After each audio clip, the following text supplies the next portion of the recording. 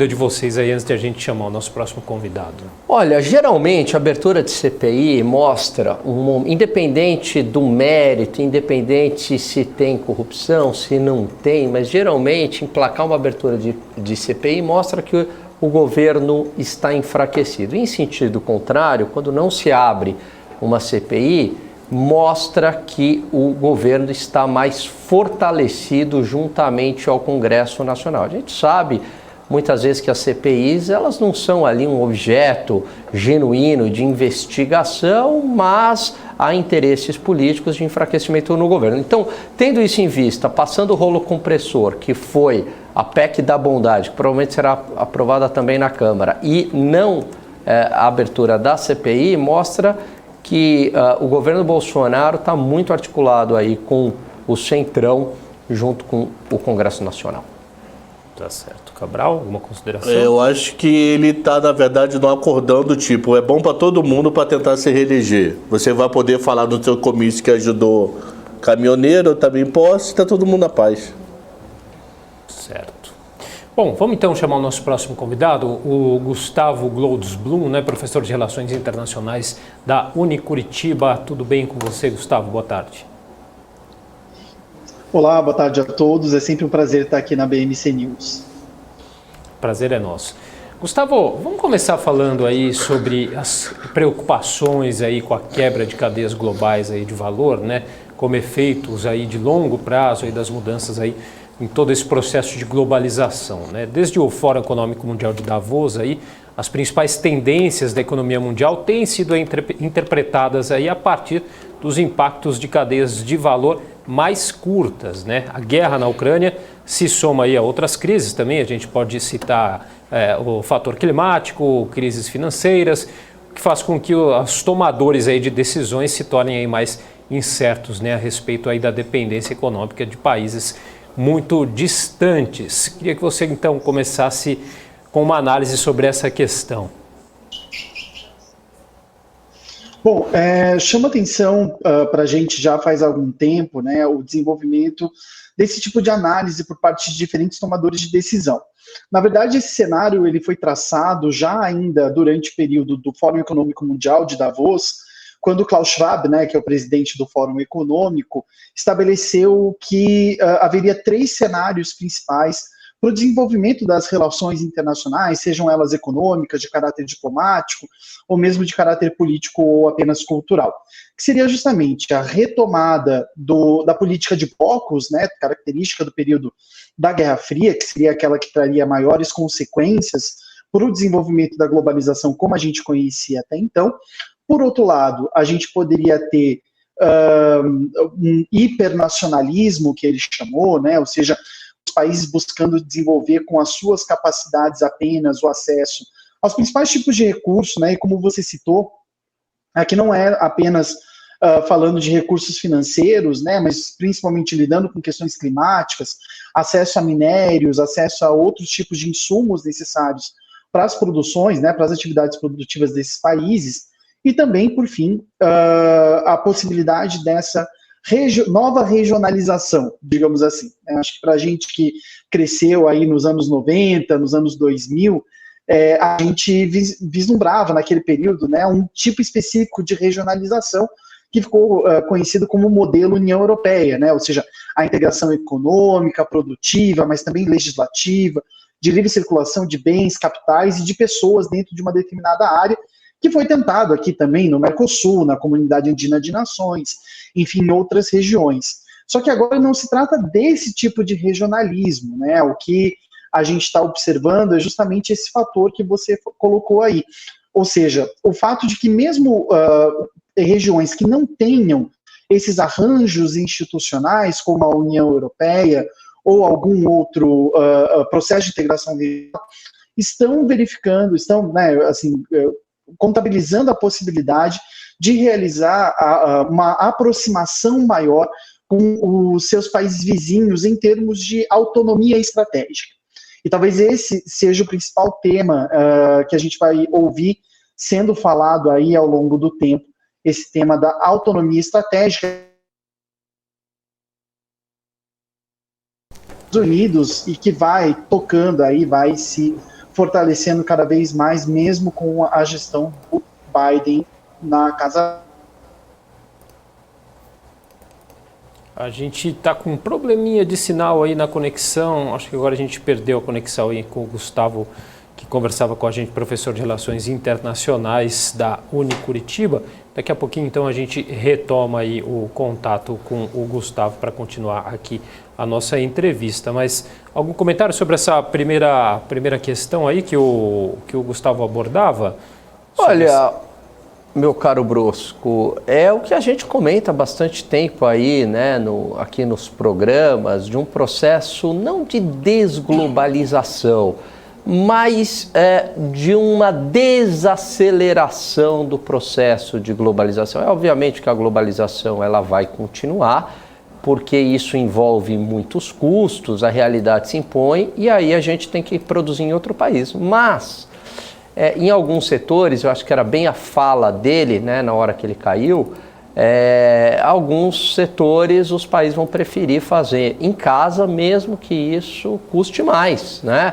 Petróleo, setores ligados à energia, de um modo geral, algumas commodities importantes, talvez alguns alimentos, também por ser questões mais estratégicas ligadas à soberania nacional. Tá certo. O Gustavo, acho que a gente já conseguiu restabelecer o contato com ele. Oi, Gustavo. Tá me ouvindo? Oi, gente, eu peço desculpas, minha conexão está relativamente ruim aqui. Normalmente, vocês sabem que eu prezo pela qualidade, mas enfim, hoje realmente fui pego pela tecnologia da globalização. Enfim. Que está acabando. Pois é. Bom, você gostaria de concluir sobre essa primeira questão ou partimos para a próxima, Gustavo? Fica à vontade. Não, eu acho que eu queria pegar um pulo aí nesse último comentário feito, porque eu acho que, principalmente, a tendência que a gente tem que observar é a resiliência da inflação.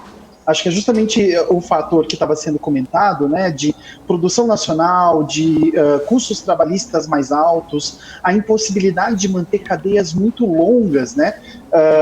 A gente se lembra, né?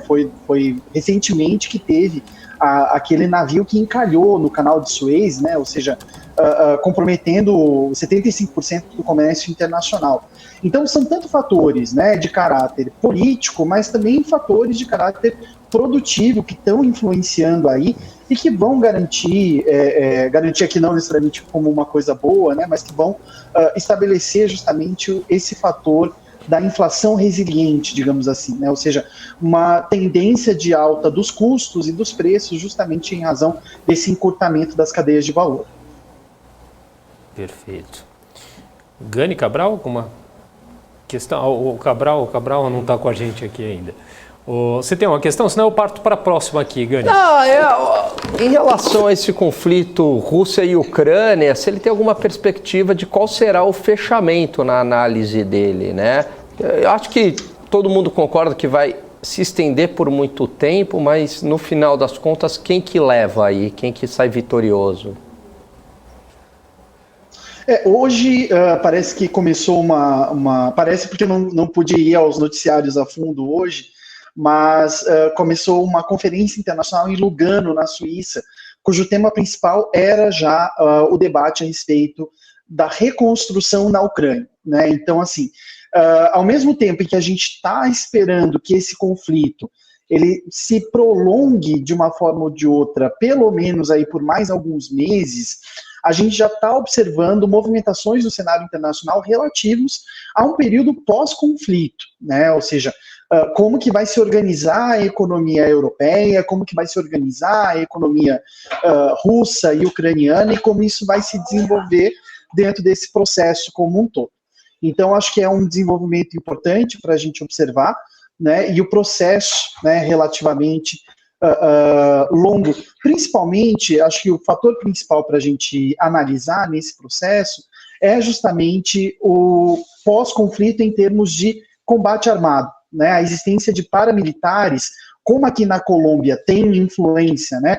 Mesmo agora, 6 anos depois do acordo de paz, a presença desses grupos paramilitares na Ucrânia tende também a fazer com que o período de desarmamento, o período de desmobilização, acabe de uma forma ou de outra demorando um pouquinho mais do que a gente vinha calculando.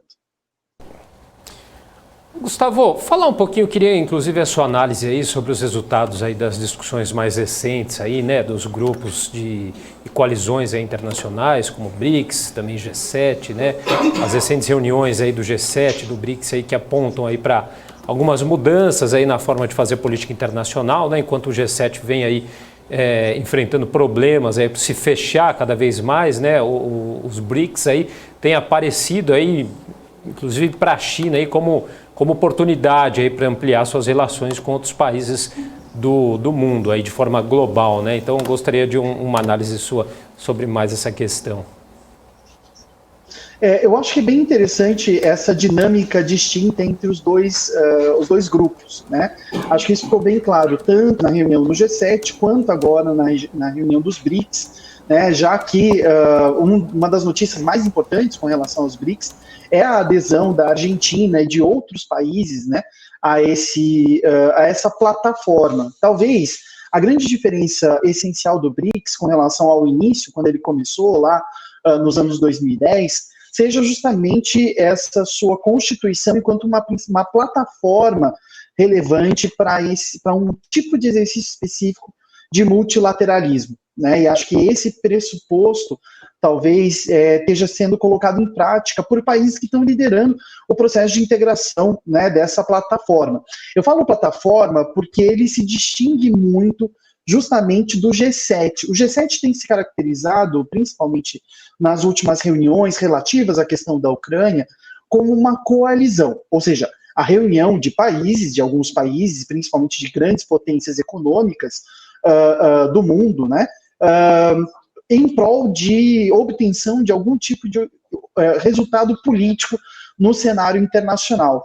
E pelo compromisso que os Estados Unidos, principalmente, mas também a Grã-Bretanha, assumiram diante do governo ucraniano, né, já que a França, a Alemanha vinham adotando uma postura um pouco menos radical com relação à Rússia, a gente observou um futuro em que um futuro recente que já chegou, na verdade, né, em que esse bloco está se fechando cada vez mais, porque ele não tem mais alternativa a não ser antagonizar tanto a China quanto a Rússia.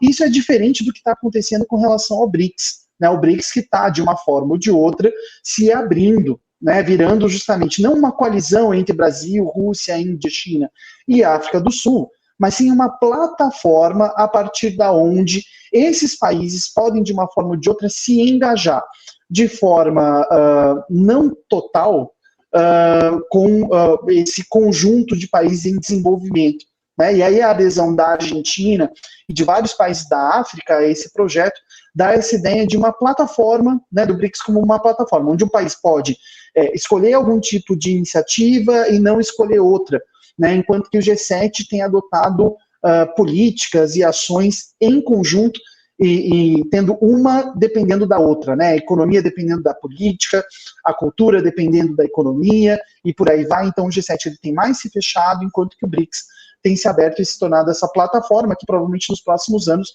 vai ser um dos fóruns multilaterais mais importantes do mundo. O país adere, por exemplo, à OTAN, é muito claro aí o benefício, porque você conta com uma aliança militar. Num bloco econômico, como a União Europeia, aliás, não é nem um bloco econômico, transcende isso, você tem vantagens comerciais. No G7, qual que é a importância, aí eu falo do Brasil, né, que está nessa briga, de você fazer parte do G7, né? Qual que é a relevância disso em termos mais concretos? Bom, o G7, ele nunca foi uma instituição. Só que o que aconteceu? Ali durante os anos 90 e começo dos anos 2000, ele se tornou, na verdade, o grande fórum de decisão, de discussão a respeito de políticas macroeconômicas ao redor do mundo. Inclusive, eu não sei se vocês perceberam, mas recentemente houve uma mudança de branding, inclusive do G7, porque até um tempo atrás eles se chamavam de as 7 maiores economias do mundo. Hoje, nos últimos 2 meses mais ou menos, eles têm se chamado de as 7 democracias mais ricas do mundo. Porque o fato de que, frisar o fato de que eles são as economias mais ricas do mundo, hoje já não garante a sua posição enquanto um centro importante de decisão na esfera macroeconômica e também política. Né? A gente tem a Rússia, a gente tem a China, a gente tem outros países ao redor do mundo que não necessariamente se enquadram na ideia liberal ocidental de democracia, mas que são grandes economias. Né? E essa mudança é uma mudança que traz provavelmente consequências para os membros do G7. Acho que esse é um ponto bem importante.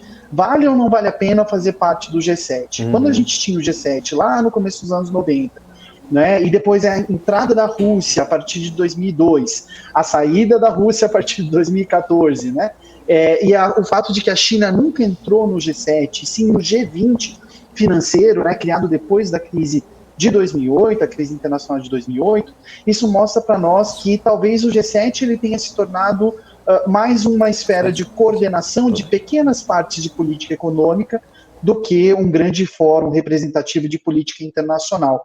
Diferentemente da OCDE, por exemplo, que é uma instituição internacional que traz cooperação técnica para os países. Né? O G7 ele tem se tornado cada vez menos importante gradualmente, né, ao longo dos últimos anos. No caso da OCDE, essa cooperação técnica seria o quê, basicamente? Não é uma vantagem comercial, pelo que eu entendo, que atrai investimentos, algo do tipo, né? O que seria essa cooperação, meu caro? No caso da OCDE, a participação, a entrada dentro da OCDE, ela permite, de uma forma ou de outra, três coisas. Provavelmente, a cooperação técnica na área jurídica, ou seja, a adoção de regras, normas jurídicas, principalmente na esfera de direito privado e direito público, típicas de todos os países ali dentro desse grupo, né, dentro dessa instituição. Então, aquilo que a gente chama de harmonização das normas, né, da legislação. Ela também permite o acesso a dados importantes. A OCDE, junto com o Banco Mundial, o FMI, realizam pesquisas sociodemográficas e econômicas extremamente relevantes, né, e acho que é um aspecto que ajuda muito na criação de informação para a tomada de decisão em políticas públicas. Né? E, por fim, a OCDE ela permite, de uma forma ou de outra, que os países tenham plataformas de transparência e de gestão corporativa também harmonizadas. Né? Então, tanto a questão de normas jurídicas, quanto a questão de transparência, movimentos anticorrupção e tudo mais. De qualquer forma, a OCDE ela não traz, como você disse, benefícios comerciais diretos, benefícios econômicos, e ela não é um bloco de integração regional.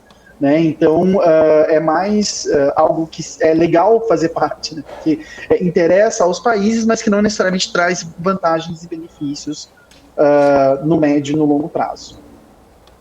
Maravilha. Agora, Gustavo, falando aí sobre a questão da OTAN, né, Finlândia e Suécia aí, que assinam aí o protocolo de adesão, né, à OTAN hoje, como que deve ser esse processo daqui para frente? A gente sabe que é um processo longo, é demorado, né, e ainda tem essa questão que envolve a Turquia aí, a gente corre o risco aí de a Turquia desistir de novo aí desse acordo. Como que você vê essa questão?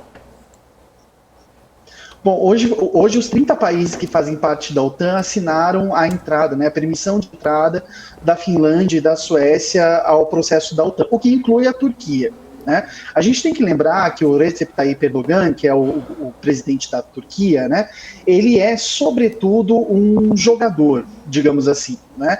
Quando começaram aqueles papos, né, de que a Turquia não aceitaria a Suécia, a Finlândia, dentro da OTAN, a gente já meio que desconfiava que isso era uma tentativa dele de aumentar a sua capacidade de barganha, né, obter um pouquinho mais de leverage, que nem eles dizem lá nos Estados Unidos, né, ou seja, conseguir coisas para a Turquia que não seria possível se ela não tivesse a vantagem de determinar se esses dois países entrariam ou não na organização. O que acabou acontecendo foi que a Turquia acabou ganhando muitas vantagens dentro do bloco, permitiu à Finlândia e à Suécia a sua entrada dentro da OTAN, e agora esses dois países, né, Finlândia e Suécia, vão passar por um ano de adaptação e processo de entrada. Durante esse um ano, eles podem participar das reuniões, dos encontros da OTAN, mas eles não terão direito a voto, né, porque eles ainda estão participando desse processo. E eles também não terão direito ao famoso artigo 5º do Tratado do Atlântico Norte, né, que é a cláusula de defesa comum, né, de um país, se um país for atacado, todos os outros contra-atacam, né. Agora, em termos geopolíticos, é muito difícil que a Suécia e a Finlândia sejam atacadas, por exemplo, pela Rússia, né. Os finlandeses derrotaram os soviéticos em 1941, na Guerra do Inverno, e a Suécia já faz parte do grande espaço geoeconômico da OTAN. Né, nós temos, por exemplo, aqui no Brasil, a gente teve aquele processo de compra dos nossos caças, né, os nossos aviões de caça, que estava entre um formato americano, um modelo sueco e um modelo francês. Nós escolhemos os Gripen, né, um modelo sueco, mas, na verdade, a Suécia produz com o padrão OTAN.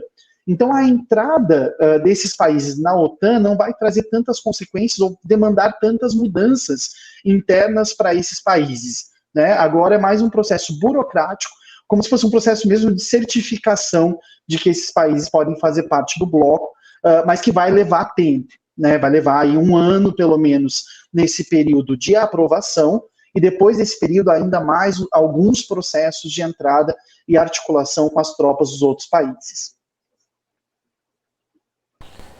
Ok. Mais alguma questão, Gani? Olha, eu tenho sim uma questão. Esse artigo 5º, Gustavo, me parece que ele é muito vago, né? Que todo mundo quer ter esse benefício do artigo 5º, mas você não concorda que na prática, por exemplo, o que eu quero dizer com isso? Se uma Suécia, uma Polônia, uma Hungria é atacada, eu tenho uma desconfiança se os Estados Unidos vai para um confronto direto com a Rússia, por exemplo, né? Ou se simplesmente vai mandar equipamentos. Qual que é a sua avaliação em relação a isso? Quando a gente analisa esses acordos, esses tratados, né, a gente está falando de arquiteturas internacionais. Né? Qual que é a ideia de arquitetura? O problema que eu tive aqui de conexão um pouco mais cedo, né? Tem o computador, tem a câmera, tem o fone, tem o celular, mas só quando a coisa funciona de verdade é que a coisa, né, que eu consigo falar com vocês aqui pela internet. A mesma coisa acontece com esses tratados, né? Ou seja, eles são caminhos abertos. Claro, se houver algum tipo de agressão mais direta, haverá a tentativa, né, de uma forma ou de outra, de organizar uma resposta por parte dos países que são parte da OTAN. Agora, tem uma questão a gente lembrar, né? O TIAR, o Tratado Interamericano de Assistência Recíproca, estava em vigência durante a Guerra das Malvinas, que acabou 40 anos atrás. Né? E os Estados Unidos resolveram apoiar a Grã-Bretanha e não a Argentina. O TIAR era um acordo com os países do continente americano, né, em que se um deles fosse agredido, a mesma coisa da OTAN, né, se um deles fosse agredido, eles teriam o apoio de todos os outros países do continente. O que os Estados Unidos argumentaram como pressuposto jurídico para não dar apoio à Argentina e sim dar apoio à Grã-Bretanha? Que era a Argentina a agressora. Né, ou seja, a Argentina que estava invadindo as Ilhas Malvinas e a Grã-Bretanha apenas estava na sua posição de defesa. E aí que as cláusulas jurídicas, elas são tão importantes no direito privado quanto no direito público e, sobretudo, no esses caminhos abertos, eles vão depender muito das teses jurídicas que vão ser encampadas por vários países e a aceitação dessas teses pelos outros, né? Basta a gente lembrar como os Estados Unidos conseguiram ter o apoio da ONU para a invasão do Afeganistão em 2001, mas não conseguiram em 2003 para a invasão do Iraque. Né? Ou seja, a argumentação não convenceu os outros países e essa invasão aconteceu à revelia da aprovação do Conselho de Segurança da ONU.